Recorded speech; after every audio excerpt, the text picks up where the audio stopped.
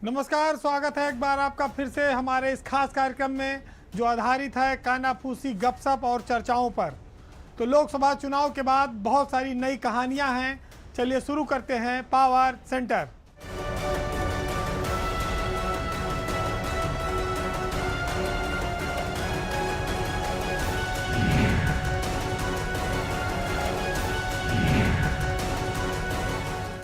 कहते हैं कि खुद तो डूबे सनम हम तुमको भी ले डूबेंगे।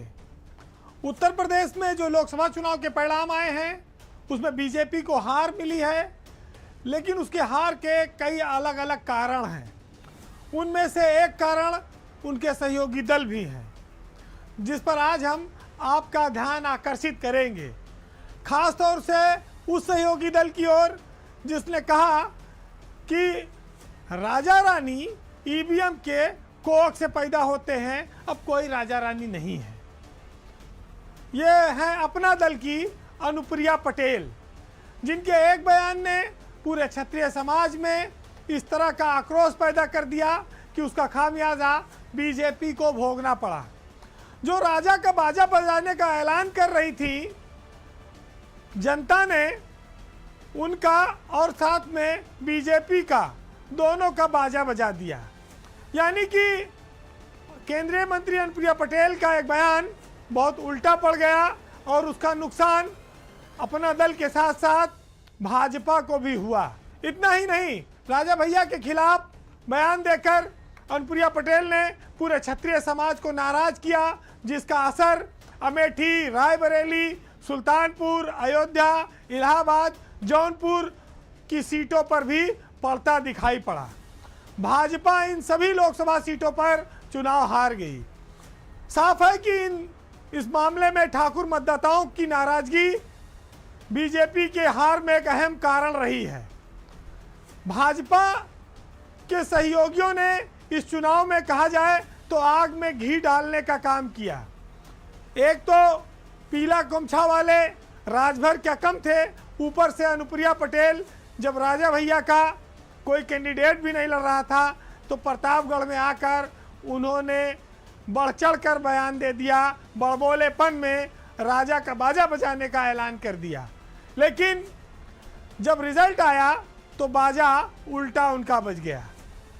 राजा भैया के समर्थक कौशाम्बी और प्रतापगढ़ में भारी संख्या में हैं, लेकिन इसके अलावा उत्तर प्रदेश में और देश के राष्ट्रीय फलक पर राजा ठाकुरों के एक बड़े नेता के तौर पर पहचान रखते हैं।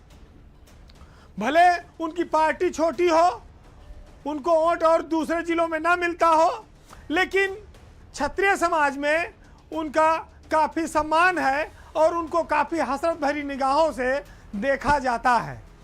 अनुप्रिया पटेल का भरी सभा में राजा भैया पर किया गया हमला, राजा और रानी को लेकर दिया गया अपमानजनक बयान इतना भारी पड़ा कि बीजेपी आसपास की दर्जन भर सीटों पर चुनाव हार गई। इसके लिए सीधे तौर पर अनुप्रिया पटेल जिम्मेदार हैं। उन्हीं की देखा देखी प्रतापगढ़ से बीजेपी के सांसद जो खुद प्रत्याशी थे वो भी बढ़ चढ़ कर मंच से बोलने लगे।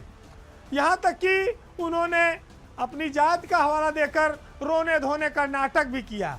उस नाटक के बाद मामला और बिगड़ गया।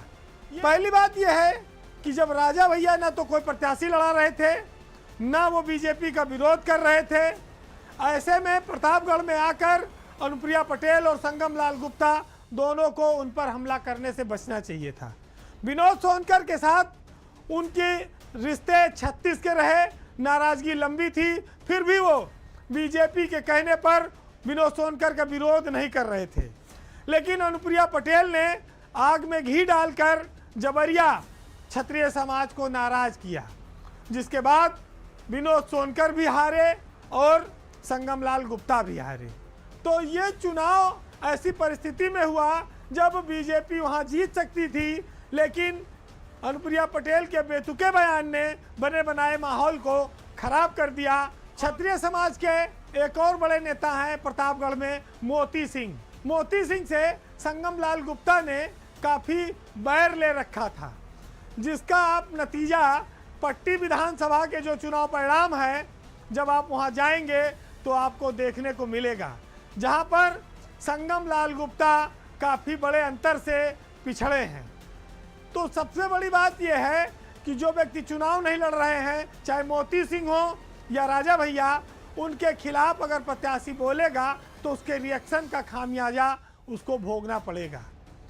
वैसे अपने यहाँ गांव में कहावत है कि खुद तो गई, अपने साथ 9 हाथ पघाव ले गई। तो ये वही हालात बीजेपी की अनुप्रिया पटेल बना के ले गई।